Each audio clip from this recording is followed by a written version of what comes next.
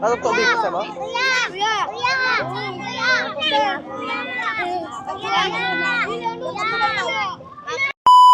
At sa video nga na to ay mamimigay kami ng food pack sa mga tao na deserving mabigyan.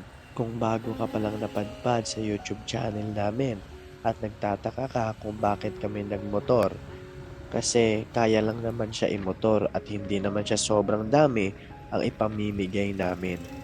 Doon pala kami papunta sa bandang norte kasi dito yung mas malapit na puntahan. At alam din namin na maraming taong nangangailangan sa lugar na to. Kaya dito na kami pumunta. Dala-dala namin yung mga ipamimigay namin na food pack na binili namin sa 7-Eleven. Kasi mura lang, tapos makakakain na agad sila. Ilan to sila? 4. So ayan guys, bigyan natin sila ng 4 na relief goods. Ito, 4. Kasi kawawa sila eh. Ang init. Mainit nga eh. Sige lang.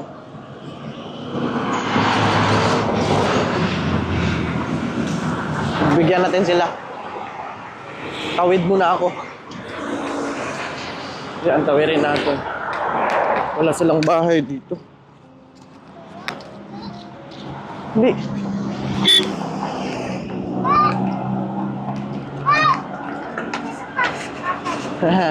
Nami atag di mo na eh. Ito. Yan. Wala may para ubo dito sa bata. Para ubo? So, ubo yung bata.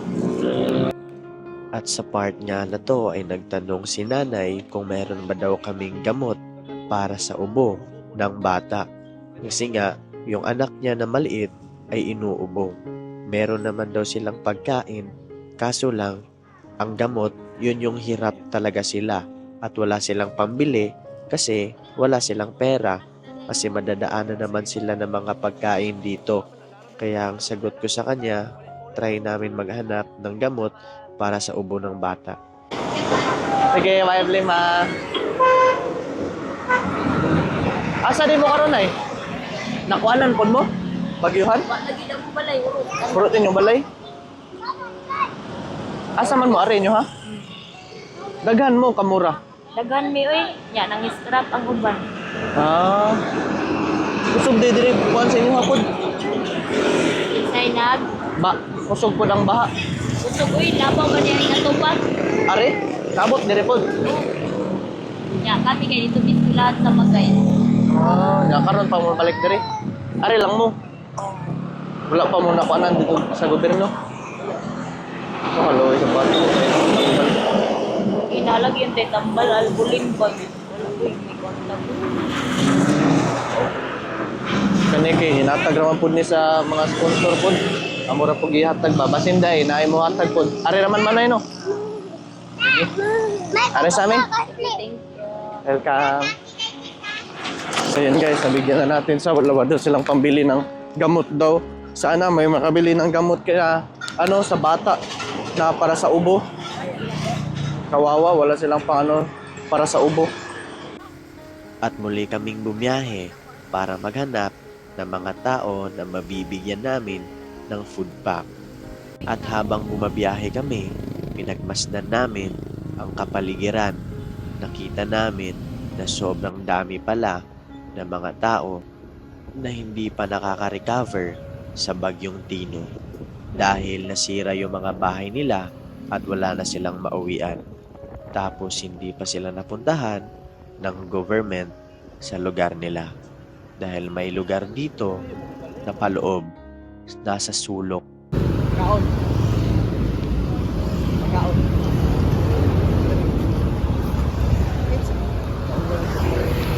Hi tay. May nakita nga kaming matanda na nakaupo dito sa gilid ng kalsada. Di namin alam kung anong hinihintay niya dito at anong pinagmasdan niya. Tinanong namin kung gusto ba daw niya kumain. Ang sagot naman niya ay oo daw. Kaya binigyan na agad namin. At dahil tapos na namin mabigyan si tatay, At hindi naman siya nagsasalita masyado habang tinatanong namin, ay umalis na agad kami. Naghanap ulit kami ng mga tao na kagaya ni tatay na gustong kumain at nag-aabang lang sa kalsada para makakuha ng pagkain at tulong ng mga tao. Doon sana namin to ibigay sa may bandang Liloan kasi maraming humihingi doon. Kaso pagbalik namin, ang nadatnan namin sa lugar doon ay marami na silang mga pagkain dahil marami nang dumadayo doon para magbigay ng tulong. At ang kailangan na nila ay mga gamot din. Yun din yung hingi ng isa naming nakausap. At grabe talaga, nakita namin na sobrang nabiyak yung flood control dito sa may bandang Danau. Kaya tumigil muna kami saglit para pagmasdan ang mga nasira na bahay, mga lupa. Grabe talaga ang pagwasak ng lugar dahil winasak din ng mga tao ang kalikasan na yun sana ang poprotekta sa ating mga tao. Kaya tanggapin na lang natin na ganito na yung resulta ng nangyayari sa ating lugar dahil wala ng mga puno, mga halaman na sumisipsip ng tubig kasi kinalbo na natin yung mga bundok. At habang bumabiyahe kami para maghanap ulit na mabibigyan ng tulong ay na-stranded kami sa matinding traffic. Grabe talaga ang traffic pag sumapit na ang alas 4. Kaya medyo masakit na yung puwet sa kakaupo, tuloy pa rin.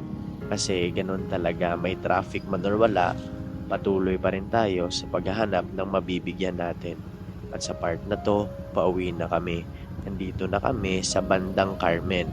At yung flood control din dito, nasira din. Kagaya doon sa Danau. Grabe talaga yung nangyayari sa ating lugar.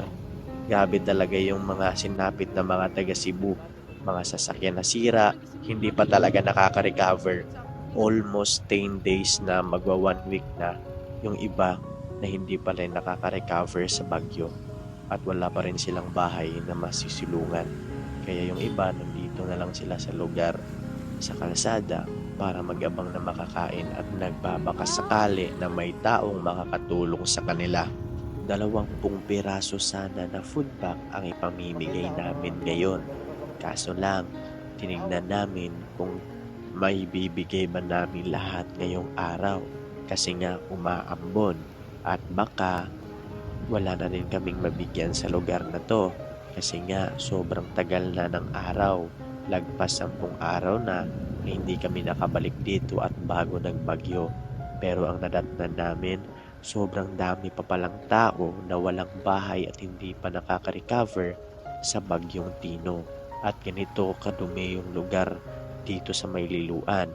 Doon pumasok kami dito sa loob para maghanap kami ng mabibigyan. Bumalik na lang kami dito sa Konsolasyon kasi padilim na rin. Mahirap na pag maabutan tayo ng dilim sa malayong lugar. Kaya meron naman kami nakita dito na mga bata na humihingi kaya binigyan na rin namin. Kapao, tubig. Kutsara. Hinay mo kauban mo. Tawag ako.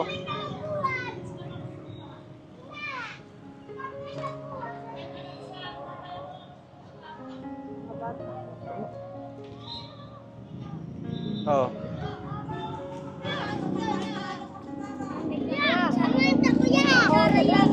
At sa part nga na to ay naawa ako sa mga bata kasi hindi namin nabigyan lahat. Ano tubig kasi mo? Naawa ako sa mga bata kasi ramdam ko ang bawat sigaw nila na gutom sila at umiiyak yung iba dahil hindi sila mabigyan.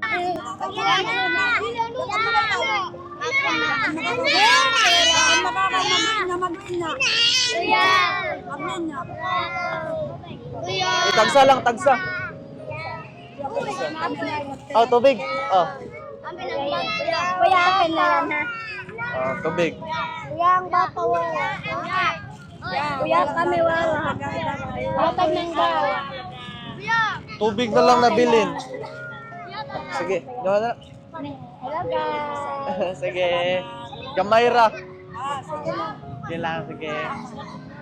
Ano na? Kani, tubig. Thank you po. Sige. Kahit hindi namin nabigyan silang lahat, ay nagpapasalamat pa rin sila kasi nabigyan yung iba sa mga kasama nila at malaking tulong na yon para sa kanila. Huwag kayong mag-alala dahil sa susunod na mamimigay kami ay mabibigyan na namin kayong lahat. Ay pagdasal lang natin. Amping. Okay. Grabe guys, grabe. Nag-agawan silang lahat. Sobrang saya nila oh. Agawan sila. Pero okay na 'yon, 'di ba? Importante nabigay natin sa kanila. Yeah. Naging masaya sila. Gutom na gutom sila. Dinumog tayo eh. O hawakan mo. Tara na. Dinumog tayo guys. Konti lang yung dala natin pero okay na yun sa kanila. Relief goods, sobrang nagagawan talaga silang lahat. Pero okay lang kasi importante makakain sila. Kasi gano'n naman talaga yung rason kaya tayo bibigay. Medyo matraffic talaga dito sa kanila Nicole. Bandang kanila na matraffic, sobrang traffic na. Ngayon, pauwi na kami. Sumayad. So, kain tayo. Actually, ngayon pa lang kami makapagkain ng tanghalian. Kasi nabisi kami, umikot, muntik na kami makarating dun sa Kinasendi, dun sa Tabugon eh. Kasi naglibot-libot kami kung sino yung deserving na matulungan.